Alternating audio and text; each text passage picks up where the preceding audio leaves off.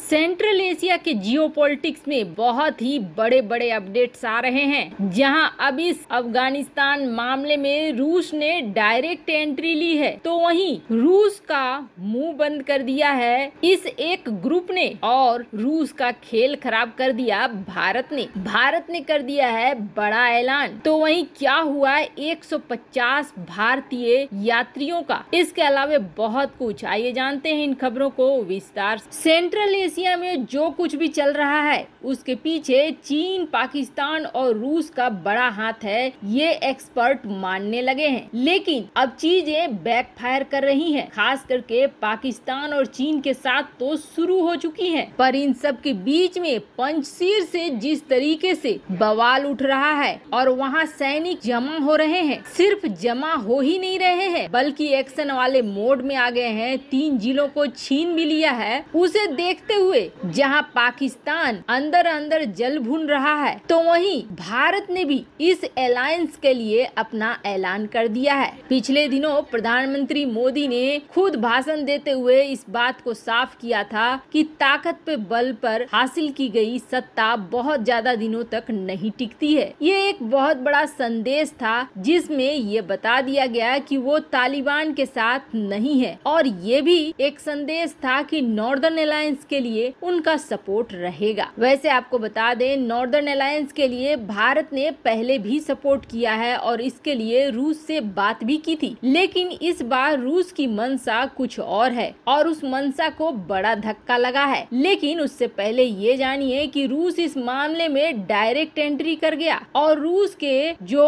राजदूत हैं दिमित्री, उन्होंने एक ऐसा बयान दिया है जिसे सुनेंगे तो लगेगा कि कोई तालिबानी प्रवक्ता बोल रहा है क्या। रूस के राजदूत का ये कहना है अफगानिस्तान में तालिबान को रोकने वाला अब कोई नहीं है। तालिबान इतना शक्तिशाली बन गया है कि उसके सामने ये सारी चीजें बेकार जाएंगी, यानी कि नॉर्दर्न अलायंस भी बेकार हो जाएगा। साथ ही साथ उनके राजदूत ने ये भी कह दिया है कि पहले की तुलना में अब अफगानिस्तान ज्यादा सुरक्षित है, ज्यादा सही है और ज्यादा सही तरीके से चलेगा। वहाँ के लोगों के बारे में जब पूछा गया कि लोग फिर भाग क्यों रहे हैं अगर तालिबान इतना ही अच्छा है, तो उन्होंने ये कहा कि वो तो सिर्फ एक अपॉर्चुनिटी की तरह देख रहे हैं कि एक अवसर है, हम जाकर पश्चिमी जगत में बैठ सकते हैं, आराम की जिंदगी जी सकते हैं। खैर, ये बातें शायद उन्होंने एयरपोर्ट की तस्वीरें नहीं देखी है, भागते बिलखते लोगों की तस्वीरें नहीं देखी है और अपने जान का जोखिम लेते हुए तस्वीरें भी नहीं देखी है, जिसकी वजह से ऐसा कह रहे हैं। रूस का ये बयान थोड़ा निराश करने वाला जरूर है, लेकिन नॉर्दर्न अलायंस ने बड़े तगड़े ढंग से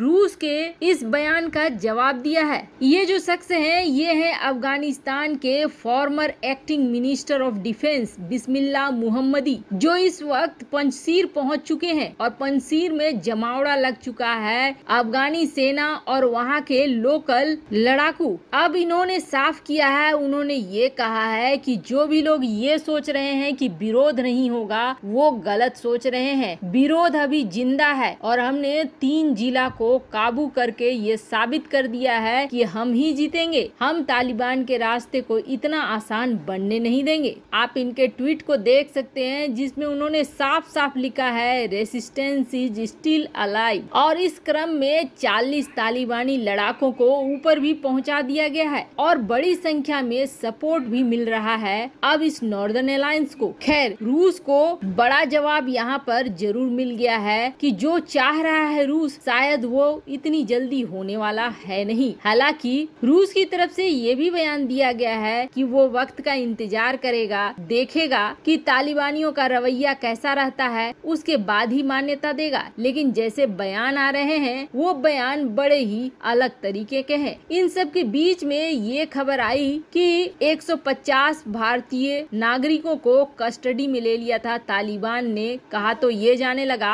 कि उन्हें अगवा कर लिया गया है, पर फिर ये खबरें आई कि तालिबान ने उन्हें कस्टडी में रखा हुआ है और वो अपनी सुरक्षा में उन्हें एयरपोर्ट छोड़ देंगे। कई तरह के ट्वीट सामने आने लगे। आप देख सकते हैं इस ट्वीट में ये कहा गया कि जो भारतीय हैं उनको पाकिस्तानी उर्दू बोलने वाले इन लड़ाकों ने मारा पीटा भी। अभी तक कोई आधिकारिक बयान इस पर नहीं आया है। कहा जा रहा है कि वो सेफ है, सुरक्षित हैं, लेकिन अभी तक उन्हें हैंडओवर किया गया नहीं है। खैर, भारत को किसी तरह की आशंका का डर रहा है। यही वजह है कि लाख कहने के बावजूद भी राजनयिक और राजदूतों को भारत ने नहीं छोड़ा और उन्हें सुरक्षित निकाल लिया गया। पर अब उम्मीद यही की जा रही है कि ये 150 भारतीय भी सुरक्षित रहे होंगे। कहा तो ये भी जा रहा है कि सिख लोगों को देखकर ये कहा गया कि आप लोग अफगानी हो, आप लोगों को जाने की जरूरत नहीं है, आप लोग यहीं रहो। खैर, इस पे अपडेट अभी भी बहुत ज्यादा नहीं आया हुआ है। लेकिन इन सब के बीच भारत ने डुबा दिया है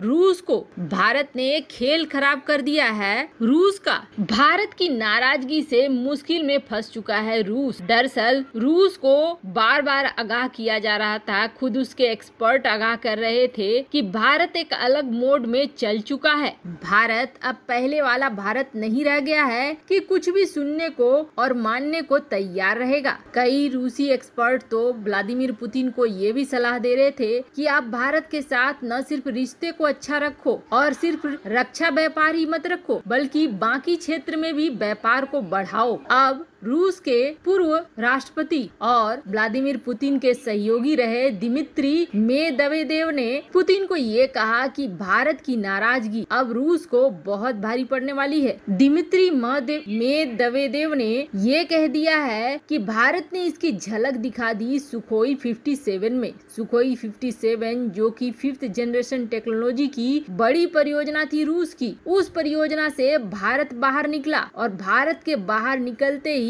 ये परियोजना पूरी तरीके से फ्लॉप हो गई और उसका हाल बेहाल हो गया है। खुद स्पुतनिक को दिए इंटरव्यू में दिमित्री मेदवेदेव ने साफ किया कि 5th जनरेशन टेक्नोलॉजी डूबी तो इसकी वजह है भारत की नाराजगी जो रूस ने पैदा की। पहले जिस तरीके से सुखोई 35 को लेकर सोचा था बड़ा व्यापार मिलेगा, लेकिन नहीं मिला। अब ऐसा ही हाल सुखोई 57 को लेकर हो रहा है। आप एग्जाम्पल के तौर पर देख लीजिए, भारत ने राफेल खरीदा और राफेल कंपनी की डिमांड इतनी बढ़ गई है कि अब बहुत सारे देश हैं जो राफेल की मांग कर रहे हैं, क्योंकि जब कोई बड़ा देश कोई लड़ाकू विमान खरीदता है तो उसके ऊपर यकीन भी बढ़ जाता है। अब पहले से अर्थव्यवस्था की मार झेल रहे रूस में लड़ाकू विमानों का यही हाल रहा। अब धीरे धीरे लड़ाकू विमान मार्केट से हटते चले जाएंगे तो फिर इन कंपनियों का क्या होगा। भारत के पास अच्छा खासा विदेशी भंडार भी है और भारत इस वक्त बड़ा ग्राहक है भी, लेकिन भारत रूसी लड़ाकू विमानों को नहीं खरीदना चाह रहा है, क्योंकि अब आजकल तो चीन भी रूसी लड़ाकू विमानों को उड़ाने लगा है, जिसकी वजह से भारत ने